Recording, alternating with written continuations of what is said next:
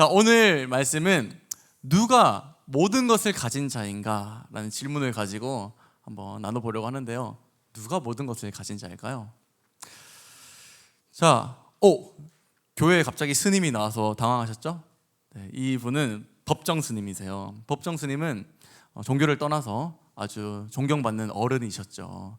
무소유를 외치셨는데요. 사람은 무소유를 추구해야 한다라는 얘기를 하셨어요. 무엇인가를 갖는다는 것은 다른 한편 무엇인가에 얽매여 있는 거. 그러므로 많이 갖고 있다는 것은 그만큼 많이 얽혀 있다는 뜻이다. 그래서 내려놓아야 된다. 전형적인 불교의 가르침이죠. 맞는 말 같기도 하고 아닌 말 같기도 하고, 그죠? 근데 하나님은 우리에게 뭐라고 말씀하실까? 하나님은요, 무소유를 얘기하고 계시지 않아요. 하나님은요, 아무것도 소유하지 않는 무소유를 넘어 너희 가진 것을 나누어 주라, 이웃에게 라고 말씀하세요. 헌신을 말씀하고 계시고 또 희생을 말씀하세요. 자, 무소유는 그잖아요. 영으로 가는 거예요. 우리가 영으로 가는 거죠. 근데 하나님은 더한 것을 요구하시죠. 영이 아니라 우리의 것을 나누어 주어서 마이너스로 나아가라고 하는 거예요. 어떻게 보면 우리 기독교의 소유론이 더 고차원적이고 따르기 힘든 것일 수도 있을 것 같아요. 그러나 하나님께서 우리에게 이렇게 말씀하시는 이유가 있어요. 우리가 할 수 있기 때문이죠. 우리는 이미 모든 것을 가진 자들이기 때문입니다. 하나님 말씀하세요. 너희는 이미 모든 것을 가진 자들이야. 그러므로 나눠주거라 라고요. 여러분, 모든 것을 가진 자들 맞죠? 아니라고요? 거지라고요? 네, 아니에요. 여러분, 모든 것을 가진 자들이에요. 주머니에 땡전 한 푼 없어도 여러분 모든 것을 가진 자들입니다. 그래서 하나님이 명령하신 헌신하는 삶, 희생하는 삶, 또 나눠주는 삶 살 수 있어요. 오늘 본문을 통해서 우리가 과연 누가 모든 것을 가진 자인지, 또 왜 우리를 향해 모든 것을 가진 자라고 하시는지, 또 어떻게 주님이 원하셨던 나누고 헌신하고 희생하는 청지기적인 삶을 우리가 살아낼 수 있는지 한번 살펴봅시다. 네, 오늘의 이야기는요, 예수님의 비유예요. 예수님은 비유를 많이 드셨잖아요. 왜 비유로 무리들에게 말씀하셨냐면 바로 직전에 이런 사건이 발생했기 때문이에요. 한 사람이 예수님께 나와서 이렇게 말합니다. 제 형에게 말씀을 좀 해주셔서 저랑 유산을 좀 나누도록 해주세요. 네. 근데 그럴 만도 한 게 당시 사회는 존경받는 선생님들이 종종 이 재산 분쟁을 중재하기도 했었거든요. 하지만 예수님은 거절하셨어요. 오히려 이 사건을 통해서 이 사람, 또 이 사람 주변에 있는 다른 사람들의 마음속에 탐욕을 지적하셨죠. 사람들 마음에 있는 모든 것을 가진 자가 되고 싶은 그 지독한 욕심을 말입니다. 그래서 오늘의 말씀 같은 비유를 시작하신 거예요. 비유의 내용은 이렇습니다. 옛날에 한 부자가 밭에서 엄청 큰 많은 곡식을 거두게 됐어요. 풍년이 들었거든요. 그렇게 곡식이 쌓이고 또 쌓이고 또 쌓입니다. 그러다가 더 이상 쌓아둘 공간이 없어지자 깊은 고민에 빠졌어요. 고민에 빠졌습니다. 어떡할까 하다가 어떻게 했죠? 맞추는 사람? 네. 기부? 오늘 성경 말씀에 자, 우리 서윤이. 맞아요. 큰 곳간을 지었습니다. 쿠폰을 한 장 드리도록 하겠습니다. 네. 큰 곳간을 지었죠. 큰 곳간을 지어서 여기다가 꼬박꼬박 모든 것을 다 쌓아두기로 결정을 합니다. 그리고는 이렇게 말해요. 내 영혼아, 여러 해 쓸 물건을 많이 쌓아두었으니 평안히 쉬고 먹고 마시고 즐거워하자. 하하하하. 네, 아하하하는 목사님이 덧붙인 겁니다. 아무튼 네. 그러나 그 순간 하나님이 개입을 하십니다. 그래서 그에게 어리석은 자여라고 하시죠. 이렇게 말하세요. 오늘 밤에 네 영혼을 도로 차들이니, 그러니까 하늘나라로 데려가겠다는 거죠. 그러면 네가 준비한 것이 누구의 것이 되겠느냐? 너 참 어리석은 사람이다 라고 말합니다. 예수님은 이제 자기를 위해서 재물을 쌓아두고 하나님께 대해서는 부여하지 못한 자는 다 이렇게 어리석은 자와 같다고 말씀하시면서 비유를 끝맺으세요. 자, 여러분, 우리는 이 비유를 어떻게 받아들여야 할까요? 무언가를 소유하는 건 의미 없는 일이구나 라든지, 그러므로 언제 죽을지 모르니 흥청망청 살아야겠구나 라고 받아들이면 안 되겠죠. 예수님은 그런 말씀을 하시는 게 아니에요. 당시 한번 역사적 배경을 살펴봅시다. 당시 이 중동, 근동 지역에는 공동체적인 문화가 만연했어요. 공동체적인. 그러니까 우리는 다 하나다 이거예요. 우리는 다 가족, 우리는 하나. 풍년이 들었어요. 곡식이 많아졌어요. 그러면 당시 상식, 보편적인 상식에서 저거 어차피 다 나눠 갖는 거구나 이렇게 생각하는 게 상식이었어요. 상식. 그런데 이 부자는 상식 밖의 행동을 한 거죠. 갑자기 큰 곡간을 지어서 남은 곡식들 다 자기 걸로 만들어 버리는, 다시 말해서 곡식을 사유화한 거예요. 사유화. 이게 문제예요. 예수님은 이걸 지적하고 계신 거예요. 오늘 본문을 자세히 보면요, 이런 말이 많이 나와요. 내가, 내 곡식, 내 곡간, 내 모든 물건. 그러니까 1인칭 소유격이 계속 반복되고 있거든요. 그래요. 예수님이 이 부자의 비유를 가지고 사람들의 욕심을 책망하신 것은 바로 이겁니다.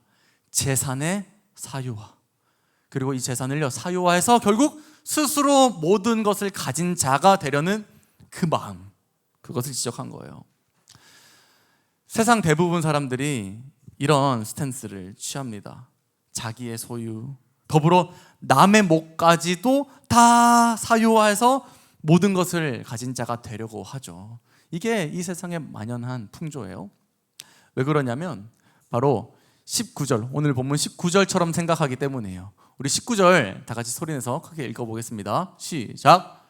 또 내가 내 영혼에게 이르되 영혼아, 여러 해 쓸 물건을 많이 쌓아두었으니 평안히 쉬고 먹고 마시고 즐거워하자 하리라 하되. 이런 생각 여러분들도 해본 적 있을 거예요. 건물주가 돼서 새 받아 먹으면서 불로소득을 하고 싶은 그 마음. 네, 그런 것과 비슷하죠. 내가 가진 모든 것을 사유화해서 내 밥그릇 내가 챙겨서 내가 편해져야지. 난 모든 것을 가진 자가 돼야지. 이런 생각 때문에 그렇게 하게 되는 거거든요. 그러나 여러분, 비유 속의 부자가 정말 모든 것을 가지게 됐습니까? 아니죠.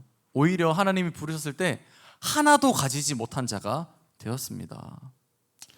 20절, 하나님은 이르시되 어리석은 자여, 오늘 밤에 내 영혼을 도로 차드리니 그러면 내 준비한 것이 누구의 것이 되겠느냐 하셨으니. 그래요. 주님이 그 영혼을 거두어 가셨을 때 오히려 아무것도 가지지 못한 자가 되었습니다. 모든 소유와 생명은 하나님께 달린 거예요. 여러분, 우리 그리스도인들, 예수님 믿는 사람들은 바로 이것을 알아야 돼요. 재산을 사유화하려는 시도는 결국 실패로 돌아간다는 것. 사유화라는 방식을 통해서 모든 것을 가진 사람이 결국 될 수 없다는 것, 우린 그것을 알아야 됩니다. 더불어 내 소유는 진정 내 것이 아니네, 모든 것이 하나님께서 허락하신 하나님의 것이었네 라는 것을 깨달아야 할 줄로 믿어요. 아멘. 아멘이에요. 아멘. 우리가 우리의 소유가 아닌 것, 사유화하지 않아야 할 것이 비단 돈뿐만 아닙니다. 우리가 가지고 있는 시간, 또 뭐 있죠? 여러분 젊잖아요. 젊음, 또 에너지, 지적인 능력, 외모, 이런 모든 것들을 사실 하나님이 주신 거예요. 우리가 사유화할 수 없어요. 이 모든 우리가 가진 자원들, 심지어 우리의 삶까지도 하나님께서 주신 것, 하나님의 것이라는 것을 우리가 인지할 때 모든 것을 가진 자가 되려는 노력을 멈추게 됩니다. 사유화하지 않게 돼요. 오히려 그래, 내 모든 것, 내 삶은 주님이 맡기신 삶이지 라는 생각을 가지고 청지기적인 그런 의식이 생겨나게 됩니다. 만약에 오늘 비유에 나왔던 이 부자가 청지기적인 의식이 있었다면, 청지기의 삶을 살았다면 곡식이 넘쳐날 때 이렇게 생각했을 거예요. 하나님이 왜 이토록 많은 몫을 주셨을까? 혹시 이웃과 나누라고 하시는 걸까? 라고 생각했을 거라는 거죠. 그러나 그는 그러지 못했어요. 그래서 하나님께로부터 이런 책망을 듣습니다. 자기를 위하여 재물을 쌓아두고 하나님께 대하여 부여하지 못한 자가 이와 같으니라. 하나님께 대하여 부요하지 못한 자라고 책망을 받아요. 사랑하는 중등부 여러분, 목사님은 여러분이 하나님께로부터 이런 책망을 듣지 않기를 바랍니다. 모든 것을 가진 자가 되려는 시도, 다 나의 것으로 쌓아놓은 그 사유화는 절대로 하나님을 기쁘시게 할 수가 없어요. 절대로 그것을 통해 참 행복에 이를 수가 없습니다. 반대로 자신의 물질을, 자원을, 또 우리의 삶을 청지기적 의식을 가지고 대하는, 하나님께 대하여 부요한 자가 되기를 축복합니다. 아멘. 하나님께 대하여 부요한 자가 되기를 축복해요. 하나님께 대하여 부요한 자. 하나님께 대하여 부요한 자. 하나님께 대하여 부요한 자는 무엇을 뜻하는 걸까요, 여러분? 하나님께 선심을 쓰는 거? 아니면 교회에 헌금을 많이 하는 거? 그런 게 아니에요. 하나님은 여러분 한 사람 한 사람에게 질문을 하세요. 너의 삶을 사유화하는 것을 그만두고 나의 손에 너의 삶을 내어 맡길 수 있니? 라고요. 자, 하나님이 뭐라고 질문하신다고요? 너의 삶을 사유화하는 것을 그만두고 나의 손에 네 모든 삶 내어 맡길 수 있니? 라고 질문을 하시는데요, 거기에 yes, 제가 할 수 있습니다 라고 대답하는 것이 하나님께 부요한 자예요. 자, 한번 구체적인 예를 살펴보죠. 오늘 본문에 아까 말했듯이 어리석은 부자가 했어야 했던 그 반응, 곡식이 쌓이고 쌓일 때 이거 어떻게 다 사유화하지? 하는 게 아니라 하나님께서 왜 이토록 많은 몫을 나에게 맡기셨을까? 라고 고민하고 그것을 이웃을 위해, 하나님을 위해 내어주는 것이 바로 하나님께 부요한 자의 모습이죠. 자, 물질에 대해서 얘기했어요. 자, 이번에는 감정에 대해서도 얘기해 보겠습니다. 감정을 다루는 방식에 있어서도요, 하나님께 부요한 자는 다른 모습을 취합니다. 다윗입니다. 다윗의 이야기를 잠깐 해보죠. 자, 아시다시피 여러분, 다윗은 사울의 질투를 받아서 막 쫓기는 도망자 신세가 됐죠. 어느 날도 사울 왕은 다윗을 잡으려고 군사 3,000명을 이끌고 엔게디 광야를 수색해요. 근데 마침 이 사울 왕이 용변을 보고 싶어서, 큰 건지 작은 건지 모르겠습니다. 넘버 1인지 넘버 2인지 모르겠습니다요. 그렇지만 동굴로 들어갔어요. 그래서 용변을 보는데 마침 그 동굴이 다윗과 그의 부하들이 숨어있던 그 동굴이었죠. 그래서 부하들은요 부추겼어요, 다윗을. 왕이시여, 지금 사울을 죽일 절호의 기회입니다 라고요. 근데 다윗이 어떻게 했을까요? 다윗이 죽이지 않고 그 옷자락만을 뱁니다. 왜냐하면 그래도 사울이 하나님께 기름 부은 왕이라는 이유로. 자, 여러분, 이게 바로 감정을 사유화하지 않고 하나님께 부요한 자의 모습입니다. 다윗은 그런 사람이었어요. 사울을 향한 그 다윗의 감정은 정당한 것이었죠. 얼마나 분노하고 화가 났었겠습니까? 자기를 죽도록 미워하고 쫓아다니는데요. 죽일 수 있었어요.